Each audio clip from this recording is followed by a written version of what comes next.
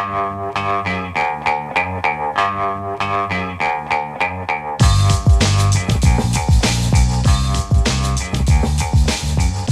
Lehrer on WNYC. Let's talk now to a key player in the Mamdani administration whose name you might not yet know. What you probably do know is that expanding childcare, early childhood education, and childcare generally was a central focus of Mayor Mamdani's campaign. And even as the tax the rich debate continues for funding a universal system, they're starting to build toward this in ways they already can and that haven't gotten much press.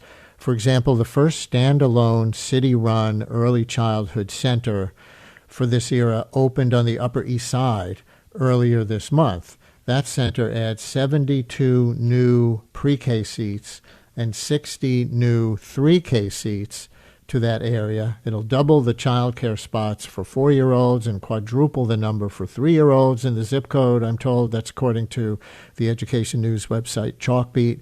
The center has been 7 months in the making. And one note about this before we bring in our guest, just as a public service announcement, Friday is the final day for parents to apply to New York City's 3K and pre-K programs for next school year, the 26-27 school year. So get it in. I know the administration is trying to get the word out so everybody knows at least that you have that option, but you do also have that deadline. And so joining us now to amplify that and to talk about expanding childcare generally is Emmy Liss, Executive Director of the Mayor's Office of Childcare. Yes, there is such a thing. Emmy, thanks very much for coming on. Welcome to WNYC. Thanks so much for having me, Brian.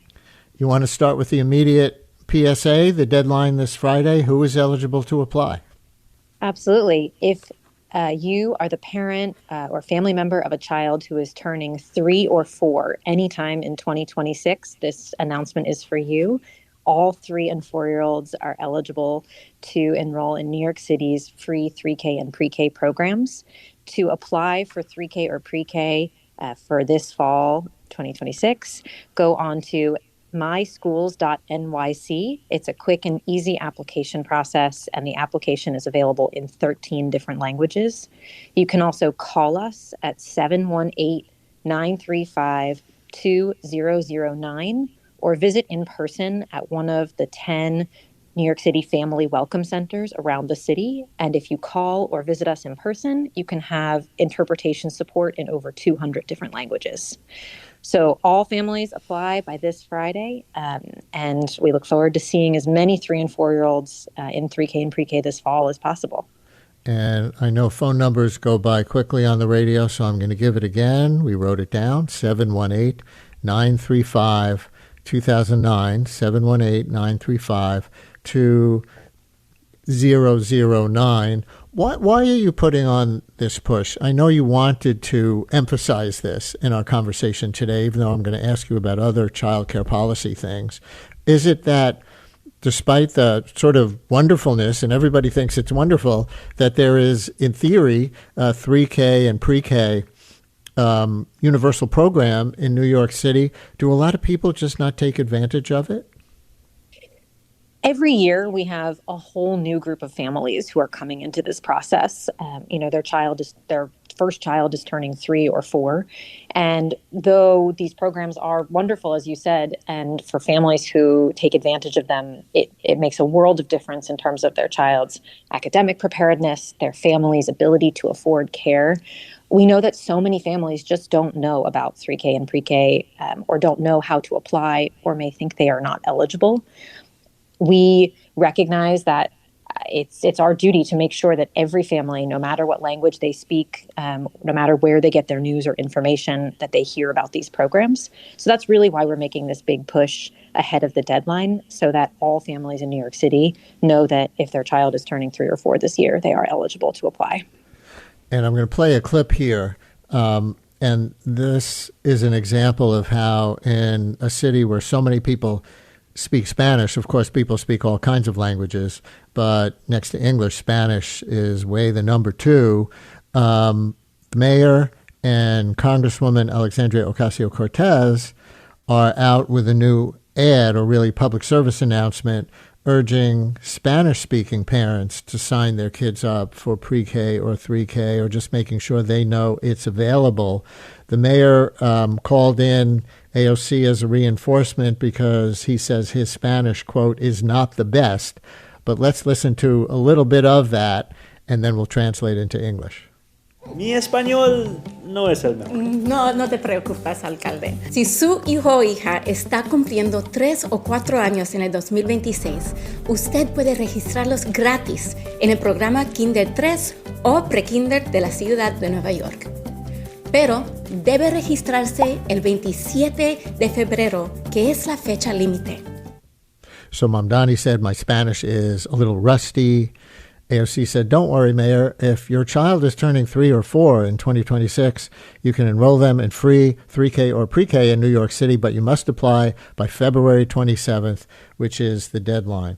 So, Emmy, can you talk about the outreach efforts to get parents signed up? Like, how many languages or applications available in, and what else are you doing? Absolutely. The application itself is available in 13 different languages. So you can go onto myschools.nyc and apply in English, Albanian, Arabic, Bengali, Chinese, Haitian Creole, French, Korean, Russian, Spanish, Ukrainian, Urdu, or Uzbek.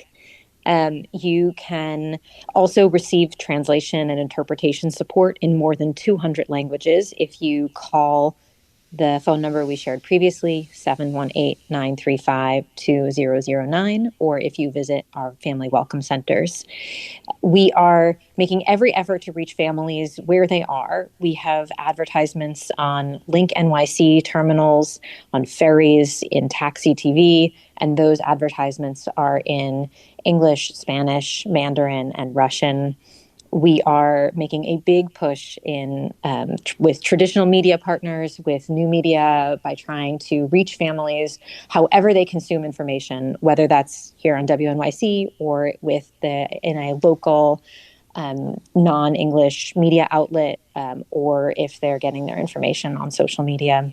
We are making targeted phone calls to families who are in communities where we see application rates maybe traditionally lower because they are less connected to government services. And we are also partnering with community-based organizations and faith-based institutions and other trusted community leaders, recognizing that for many families, it's not government who they are looking to for information about services for their children. It is these trusted community voices. And so we are leveraging them as much as possible.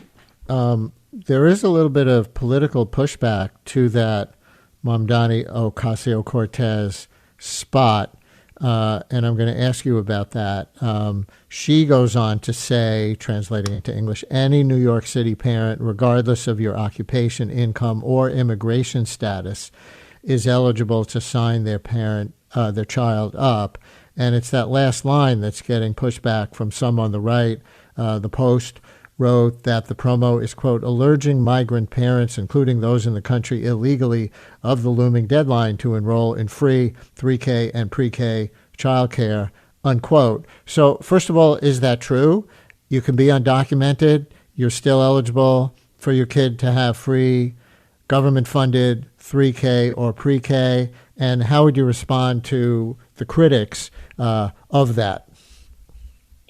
Our 3K and pre-K programs, just like all of our public education from kindergarten through 12th grade, is open to every New Yorker.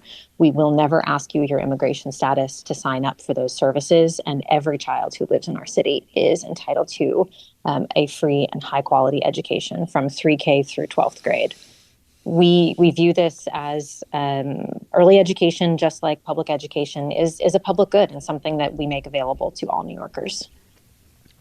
And is that universal around the country? You know, I haven't looked it up, but I'm guessing that this is not a sort of progressive New York City thing, but that anybody can sign up for public school and they don't check immigration status of the kid around the country. Do you happen to know? That is correct to my understanding. Public education is open to everyone. This is true, here in New York, across the state, not just in New York City, and in many other and in other parts of the country as well, for public education and public preschool programs. We just got a text from a listener who seems to think the outreach is working because they write, I got a friendly phone call because I have a kid born in 2018. So that kid would be, I guess, well, that was probably a few years ago, but that means the Adams administration outreach worked on that family too. This is obviously not brand new to you. But are you doing it different ways? Are you adding new pieces for outreach? Several of the pieces that I mentioned are new for us this year. The push on Link NYC, some of our big pushes on social media and trying to reach families in new ways. Dating back to the early days of pre-K under Mayor de Blasio in 2014, there's always been a recognition that families value these services, but if you don't tell them they exist, families don't know to enroll. And so every year we have to make this same push. And I think this year we are thinking more creatively and really pulling out all of the different stops we have to reach families in new ways. Let me pivot to this news of the first standalone city-run early childhood center opening its doors on the Upper East Side. Want to talk about where that initiative comes from and how it's going so far and what people should know about it? As we plan for 3K and pre-K for this fall, we recognize that there's work to do to make sure that every family has access to a 3K seat that works for them.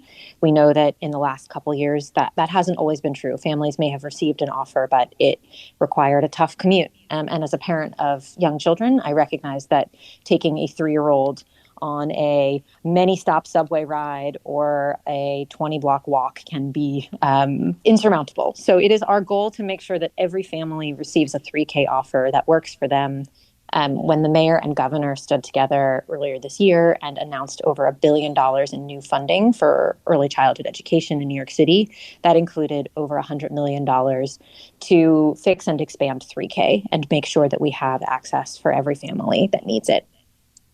The center you referenced on East 65th Street, which we were proud to announce last week will be opening this fall, is part of that effort to make sure that every family has a 3K and pre-K seat that is close to home, that works for them. This is a center that had been long in the making. The city council speaker and others have long been advocates to get this site open, and so we are excited to do so. As we look at applications coming in by this Friday's deadline, we'll continue to look across the city at places where we need additional capacity to meet family need.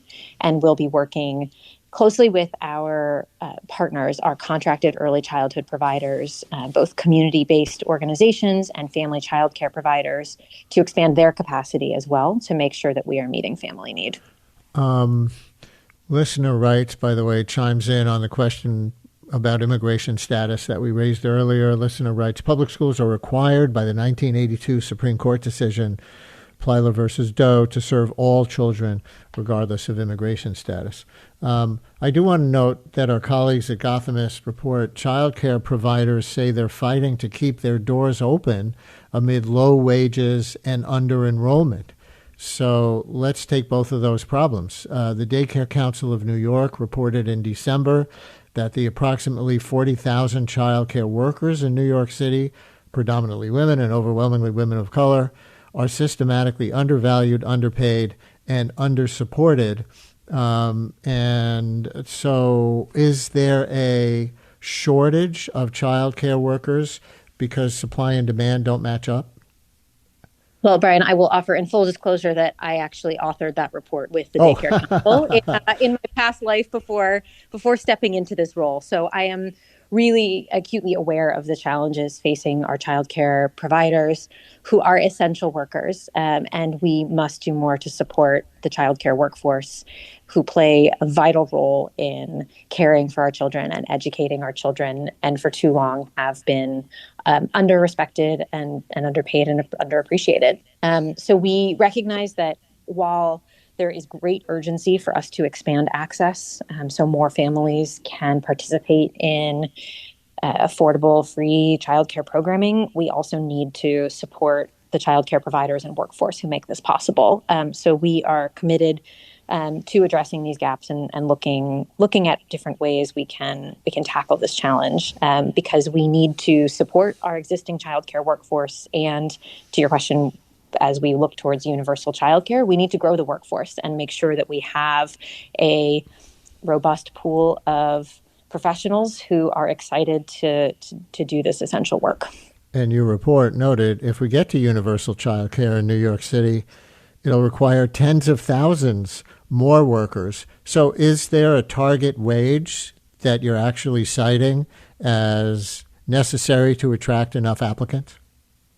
We're going to be working with our partners, including Partners in Labor, to look at what the path forward to sustaining wages for childcare workers is.